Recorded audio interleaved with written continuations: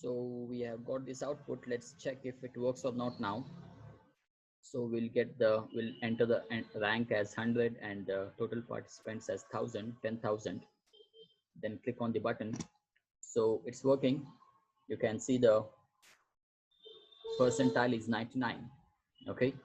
So out of the 10,000 population, if the rank is 100, it means he's better than the 99% of the total population.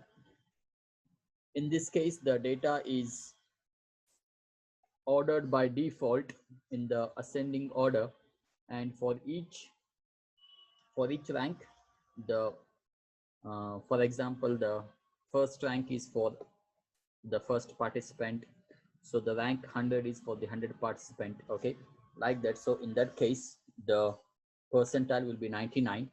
All right, so do check this by your own, writing the code for this, and if you have any kind of doubts, you can mail us. All right, thank you.